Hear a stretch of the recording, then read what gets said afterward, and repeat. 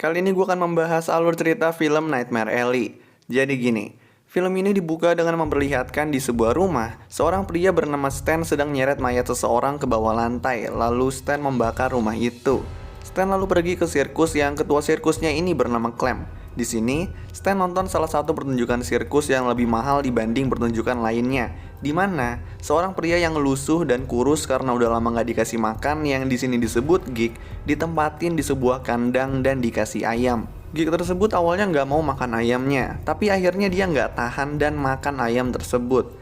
Stan yang membutuhkan pekerjaan pengen bekerja di sirkus itu dan kemudian dia pun dipekerjakan oleh Clem. Besoknya Stan pergi menemui salah satu orang sirkus yang atraksinya itu meramal pakai kartu tarot dan bisa melihat arwah orang yang sudah meninggal yang bernama Zina. Tapi itu cuma gunain trik dan bukan kemampuan asli. Nah, Zina ini punya suami yang juga merupakan rekan atraksi meramalnya bernama Pete. Tapi Pete ini lebih kayak bisa menebak apa aja. Kayak misalnya salah satunya menebak masa lalu orang. Tapi, ternyata kemampuan Pete tersebut bukan karena Pete punya kekuatan supranatural. Tapi kemampuannya ini dia lakukan dengan cara menganalisa orang yang akan ditebak. Dari cara ngomongnya, apa yang diomongin, gerakannya, barang yang dia punya, dan lain-lain. Kemampuan ini Pete latih dengan keras dan butuh waktu lama. Pete nulis cara melatih kemampuannya itu di bukunya. Tapi Pete lalu bilang kalau dia udah nggak gunain kemampuan itu lagi karena dampaknya sangat berbahaya. Apalagi jika jatuh di tangan yang salah. Stan pun penasaran dan pengen mempelajari kemampuan Pete itu. Pete pun kemudian mulai bekerja di sirkus dan dia jatuh cinta sama salah satu orang sirkus yang bernama Molly. Stan pun kemudian mulai dekatin Molly. Clem lalu minta bantuan Stan untuk ngebawa Geek yang kondisinya udah parah ke depan rumah sakit. Tapi mereka cuma ninggalin Geek itu di depan rumah sakit. Clem kemudian ngasih tahu cara nyari Geek kepada Stan, yaitu mereka harus nyari pemabuk parah, nawarin pekerjaan sementara, lalu memberikannya tinktur opium yang intinya bisa ngebuat orang yang dikasih itu mau apa aja yang ditawarin ke dia. Di sirkus, Pete minta tolong Stan buat ngambilin tebu buat dia minum, tapi yang Stan ambilin adalah alkohol kayu. Oh iya, kita juga sempat dikasih lihat kalau Clem udah dapet Geek yang baru. Melihat Pete tidur, Stan yang penasaran dengan buku Pete coba ngambil buku Pete. Tapi Pete kemudian bangun dan kayak, "Nggak semudah itu, Ferguson." Pete lalu ngasih tahu lagi kalau buku itu berbahaya dan Stan pun kayak, Oke. Stan kemudian pergi dan Pete yang nggak tahu apa-apa minum alkohol kayu yang dikasih Stan. Keesokan harinya orang-orang sirkus nemuin Pete udah meninggal. Suatu hari sirkus didatangi oleh polisi yang mengetahui tentang Geek dan pengen nutup sirkus. Tapi Stan kemudian merhatiin sepatu yang dipakai oleh si polisi. Lalu dia menebak nama polisi tersebut yang bernama Jedediah. Lalu dia manggil Jedediah dan menebak masa lalunya kalau Jedediah punya penyakit dari kecil. Stan juga nebak kalau Jedediah kenal orang penting bagi Jedediah yang bernama Mary. Dan kata Jedediah, Mary itu ibunya. Stan kemudian bilang kalau ibunya Jedediah memberi pesan kepada Jedediah untuk mempunyai belas kasihan kepada orang lain. Pada akhirnya, Jedediah nggak jadi nutup sirkus. Orang-orang sirkus pun seneng dengan apa yang dilakuin Stan, dan Stan di sini ngasih tahu kalau dia menganalisa Jedediah mulai dari sepatu dan kalungnya, dan tebakan Stan mengenai nama Mary itu cuma hoki. Molly kemudian bilang kepada Stan kalau dia udah siap nikah dan tinggal bareng Stan. Mereka berdua pun bersiap ninggalin sirkus, tapi sebelum pergi, Stan mau ngasih buku punya Pete yang udah ada di Stan ke Zina, tapi Zina nggak mau. 2 tahun kemudian, Stan dan Molly memiliki pertunjukan sendiri di mana Stan yang udah mempelajari buku Pete bisa nebak dengan jago. Dan Stan ini juga suka pura-pura bisa melihat arwah orang yang udah meninggal. Molly juga udah mempelajari buku Pete dan tugas Molly di pertunjukan adalah membantu Stan. Tapi belakangan ini Molly tampak udah gak mau jadi pendamping Stan karena tahu kalau mereka membohongi orang-orang dengan pertunjukan itu. Pada suatu pertunjukan ada seorang hakim bernama Kimball yang ditemani seorang psikiater bernama Lilith. Stan sempat menebak Kimball, tapi kemudian Lilith yang gak percaya sama kemampuan Stan minta Molly jangan ngebantu Stan dan nyuruh Stan nebak apa yang ada di dalam tasnya. Setelah merhatiin dan berbicara sebentar dengan Lilith, Stan lalu nebak kalau isi tas Lilith adalah pistol, dan ternyata itu benar. Setelah pertunjukan selesai, Kimball yang ditemani Lilith menemui Stan yang ditemani Molly. Kimball minta bantuan ke Stan dan pengen konsultasi secara pribadi dengan Stan. Stan pun mau, walaupun Molly nggak mau. Setelah itu, sebelum bertemu dengan Kimball, Stan nemuin Lilith dan ngejelasin cara nebak isi tasnya di pertunjukan. Dan semua yang dilakukan itu hanya trik. Stan minta informasi tentang Kimball kepada Lilith, dan Lilith pun mau dengan balesan Stan harus jawab jujur beberapa pertanyaan. Mereka berdua pun kemudian setuju. Lilith di sini ngasih tahu kalau Kimball dan istrinya yang bernama Felicia punya anak bernama Julian. Felicia nggak ngebolehin Julian ikut perang, tapi Julian tetap ikut perang dan Julian meninggal saat perang. Lilith ngasih tahu ke Stan kalau Felicia itu pasiennya. Malamnya, Stan ditanya-tanyain oleh Lilith mengenai masa lalunya.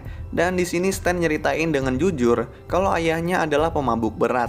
Dan itu ngebuat ibunya ninggalin mereka dan pergi bersama pria bernama Humphries. Lilith di sini juga nyinggung tentang Pete. Setelah bertemu Lilith, Stan balik ke tempat tinggalnya dan ternyata Molly udah ngundang teman-teman sirkusnya.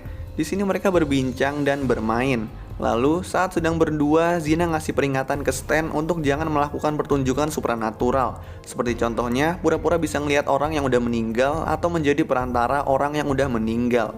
Besoknya, Stan menemui Kimball dan Felicia. Di sini, Stan pura-pura bisa berkomunikasi sama Julian dan ngasih tahu ke Felicia kalau Julian sangat sayang sama Felicia. Stan lalu ngasih tahu kalau Julian bilang ke Felicia kalau dia, Kimball, dan Felicia akan bersama-sama lagi pada waktunya. Felicia kemudian pengen berbicara sama Julian dan Stan pura-pura jadi perantara. Setelah pertemuan itu, Stan menemui Lilith dan ngasih tahu kalau dia berhasil dan Kimball pengen Stan nemuin temennya yang merupakan orang yang kaya raya. Stan lalu mau ngebagi hasil uang dari pertemuan Kimball ke Lilith, tapi Lilith nggak mau. Stan kemudian minta Lilith nyimpen semua uang hasil pertemuan Kimball supaya nggak ketahuan sama Molly. Oh iya, nantinya semua uang hasil nipu Stan abis ini Stan juga simpen di Lilith. Di sini, dapat kita ketahui juga kalau Stan dan Lilith mulai saling suka. Nggak lama kemudian, Stan yang sedang bareng Molly ditelepon sama Lilith yang ngasih tahu kalau orang yang pengen Kimball kenalin ke Stan adalah orang kaya raya bernama Ezra yang merupakan mantan pasien Lilith. Lilith juga ngasih tahu kalau Ezra itu orangnya nggak stabil dan nggak terduga. Jadi kalau Stan ada buat salah, bisa berbahaya. Stan pun tetap mau ketemu sama Ezra dan minta informasi tentang Ezra ke Lilith. Stan pun kemudian menemui Ezra, di mana di sini dapat kita ketahui kalau Ezra punya ketua bodyguard yang bernama Anderson. Nah, Ezra kemudian ngetes kejujuran Stan dengan alat pendeteksi kebohongan. Kalau alat pendeteksi kebohongan nyala lampu warna hijau, berarti Stan jujur. Kalau nyala lampu warna merah, berarti Stan bohong. Stan sempat kedeteksi kalau dia bohong, tapi tentu aja Stan lolos dari tesnya. Karena kalau nggak lolos, filmnya udah kelar. Jadi, Stan lolos dari tesnya ini tuh dengan ngalihin pertanyaan dan bilang kalau kekasih Ezra bernama Dory yang udah meninggal hadir di ruangan ini. Dan Stan juga ngomong tentang rahasia Ezra, yaitu kalau Ezra nyuruh Dory yang sedang hamil ngegugurin kandungannya. Dan sepertinya pas ngegugurin kandungannya itu Dory meninggal. Pas Stan ngomongin tentang Dory ini, alat pendeteksi kebohongan nyala lampu warna hijau. Mendengar omongan Stan, Ezra kaget kok Stan bisa tahu tentang Dory. Stan kemudian pergi ke kantor Lilith untuk minta informasi lagi tentang Ezra dan istrinya. Tapi Lilith nggak mau karena kalau Stan gagal, maka imbasnya bisa ke dia juga. Stan kemudian diam-diam ngeduplikat kunci lemari Lilith pas Lilith lagi di kamar mandi. Dan kemudian Lilith ngasih unjuk luka di dadanya dan Stan langsung nyosor. Bangsu ya emang Stan ini, nggak jelas tingkahnya. Kemudian pas Lilith lagi nggak ada di kantornya, Stan pergi ke kantor Lilith dan gunain kunci duplikatnya buat nyari informasi di lemari Lilith. Stan kemudian nyari informasi mengenai Dory dan nemuin foto Dory yang sedang pakai gaun. Stan lalu bertemu dengan Ezra untuk ngomongin tentang Dory. Ezra nyuruh Stan buat ngehadirin Dory dan di sini Ezra ngebayar Stan sebanyak $10.000 untuk setiap pertemuan. Stan lalu nemuin Molly dan ngasih unjuk foto Dory dan minta bantuan Molly buat didandanin kayak Dory. Karena kata Stan, Molly mirip dengan Dory. Molly nggak mau karena tahu itu berbahaya. Tapi Stan coba ngeyakinin Molly kalau tindakan mereka ini akan ngebantu Ezra. Stan lalu bertemu sama Ezra lagi, di mana di sini Ezra udah mulai muak dengan omongan Stan dan dia pengen Stan ngehadirin Dory. Stan lalu ngasih tahu ke Molly kalau mereka harus ngelakuin pemanggilan arwah Dory ini cepet-cepet. Stan ngasih hasil gambar Dory menggunakan gaunnya yang udah dia buat kepada Molly dan kemudian pergi. Molly lalu ngeliat gambar Dory yang ada di buku Stan yang isinya itu banyak orang yang menurut Stan penting Stan gambar di buku itu. Pas lagi lihat-lihat gambar lain di buku itu, Molly ngeliat gambar Lilith. Kita kemudian dikasih lihat Kimball yang sedang bersama Felicia, di mana di sini Felicia bilang ke Kimball kalau dia mikirin perkataan Stan tentang mereka ketemu sama Julian lagi. Felicia lalu nembak Kimball, kemudian nembak dirinya sendiri. Pas Stan pulang, dia nemuin surat dari Molly yang bilang intinya Molly sayang sama Stan. Tapi Stan ini udah nggak sayang sama dia dan dia juga nggak mau ngebantu Stan jadi Dory. Stan lalu langsung nyari ke stasiun kereta dan di situ dia ketemu Molly. Stan memohon kepada Molly buat ngebantuin dia untuk terakhir kali. Dan abis itu Stan nggak bakal ngadain pertunjukannya lagi dan hidup bahagia bareng Molly. Molly tahu kalau omongan Stan gak bisa dipercaya, tapi dia akhirnya mau ngebantu Stan. Malam harinya, saat akan pergi ke pertemuan Ezra, Stan nyuruh Molly siap-siap dan nyamperin dia dan Ezra tepat pada jam 8. Molly bilang kepada Stan kalau dia udah gak tahan sama Stan dan ini akan menjadi terakhir kalinya dia ngebantu atau bertemu Stan. Stan pun kemudian pergi menemui Ezra. Stan lalu minta Ezra buat nyuruh Henderson pergi dan Ezra pun ngikutin apa yang diminta Stan. Henderson pun pergi sementara Stan berjalan bersama Ezra sambil ngobrol. Dimana di sini Ezra ngaku kalau setelah Dory meninggal dia nyakitin banyak wanita. Stan lalu nyuruh Ezra buat tutup mata dan minta pengampunan. Dan pas udah jam 8, Molly yang udah dandan jadi Dory udah sampai di hadapan Stan dan Ezra.